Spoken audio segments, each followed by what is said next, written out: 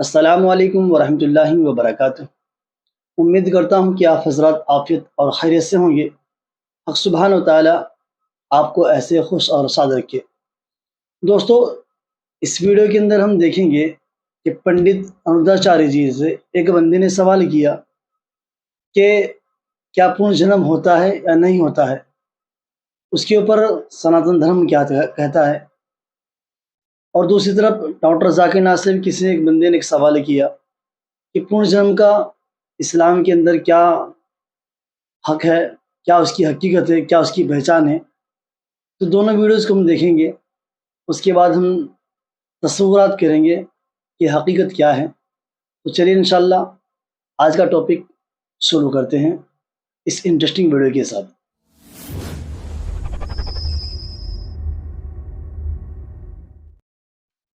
पुनर्जन्म होता है क्या?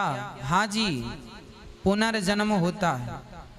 हम पिछले जन्म में कुछ थे, इस जन्म में ये हैं, अगले जन्म में फिर कुछ होंगे।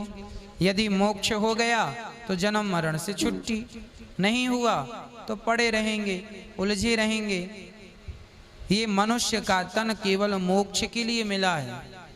कोई कहे कि मैं नहीं मानता पुनर्जन्म, तो देखिए आप मत मानिए।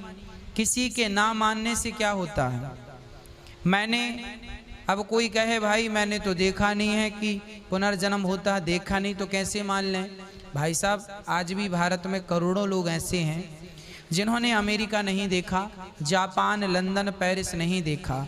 उन्होंने नहीं देखा तो क्या इसका अर्थ ये है कि वो नहीं है? अरे अमेरिका है, जापान है, पेरिस है, लंदन है, सब है, पर हमने नहीं देखा।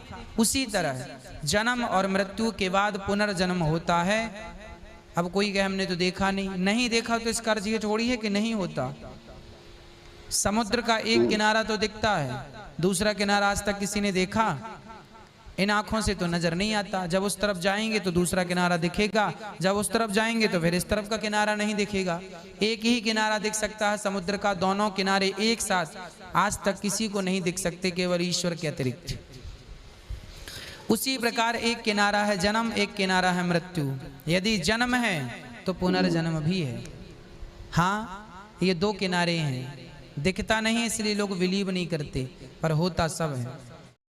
सिख धर्म में पुनर्जन्म माना जाता है, हिंदू धर्म में भी पुनर्जन्म माना जाता है। क्या इस्लाम धर्म इसको मानती है?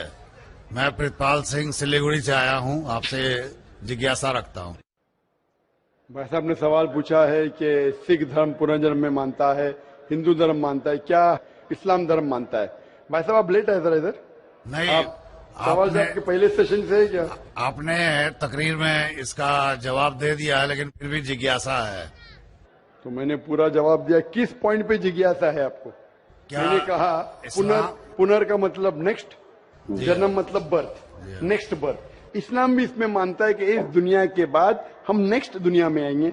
ये वेद कहता है, इसमें मुझे कोई डाउट नहीं, कोई शक नहीं। लेकिन ये जो वजूद में आया संस्कारा, इसका जिक्र वेद में नहीं है। ये हिंदू पंडितों ने कहा संस्कारा के बारे में, क्योंकि वो ये नहीं समझा सकते थे कि लोग क्यों गरीब पैदा होते, क्यों लाचार पैदा होते, क्यों कंजेनिटल हार्ट से। तो ये नहीं पता होने की वजह से फिलॉसफी वजूद में आई। लेकिन वेद में सिर्फ लिखा है पुनर्जन्म, जो कुरान ने लिखा है, सिख धर्म में लिखा है, मुझे कोई एतराज नहीं। लेकिन ये मानना कि बर्थ फिर डेथ, फिर बर्थ फिर डेथ, फिर बर्थ फिर डेथ, ये साइंटिफिकली मुमकिन ही नहीं है। I can give you another quotation why it's not possible. आप समझ रहे ना?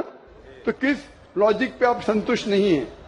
मैं आपसे ये जानना चाहता हूं कि जैसे सिख धर्म में ये माना जाता है कि किसी व्यक्ति की मृत्यु हुई है, वो कहीं ना कहीं फिर जन्म लेगा, क्या इस्लाम इसको मानती है?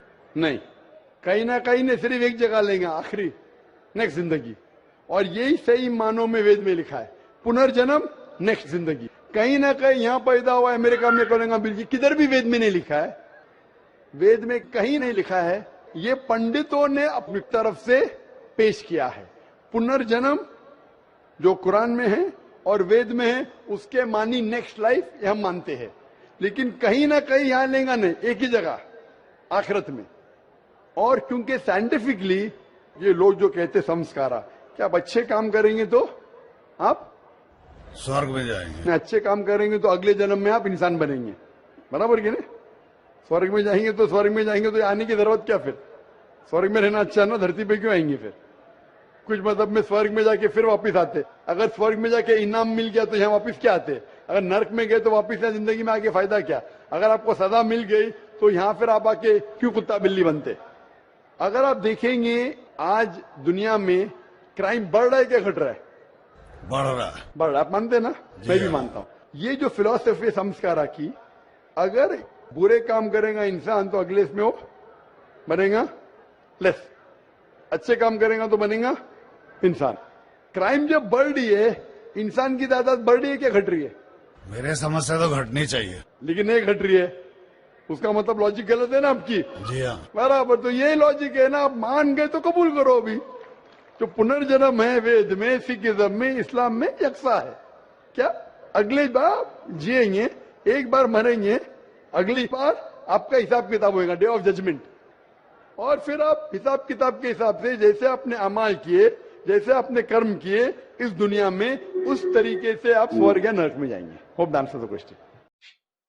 तो दोस्तों, देखा आपने किस तरीके से डॉक्टर जाकिर नाइक साहब ने अपनी बात का डिफेंस किया और इस्लाम ने जो हवाला दिया है, जो आपने बात बताई है वो वेद के ज़रिए से, कुरान के ज़रिए से बताई है कि हमारा जो जन्म होता है, पूर्ण जन्म, ये नेक्स्ट जन्म होता है और वो हकीकत में आखिर का जन्म है कि जो दुनिया से एक मरतबा मुंतकिल होकर वहाँ चला गया, उसकी फिर कभी वापसी नहीं हुई। इसलिए दोस्तों, अपने अमाल को बेहतर बनाने के लिए, अच्छा बनाने के लिए हमेशा अपने आप को मुत्तफ़िक़ रखिए और मुत्तहिद रहिए, और इसी में हम सबकी भलाई है, क्योंकि इंसान को अल्लाह जल्ल शान ने वो रास्ता इनात फरमाया है जो सच्चा और बेहतर है। इसलिए दोस्तों, इस्लाम को गले से लगाइए, उस पर अमल कीजिए। अल्लाह जल्ल शान मुझे और आपको अमल सालेह की तौफ़ीक़ मरहमत फरमाए। अस्सलामु अलैकुम व रहमतुल्लाहि व बरकातुहू।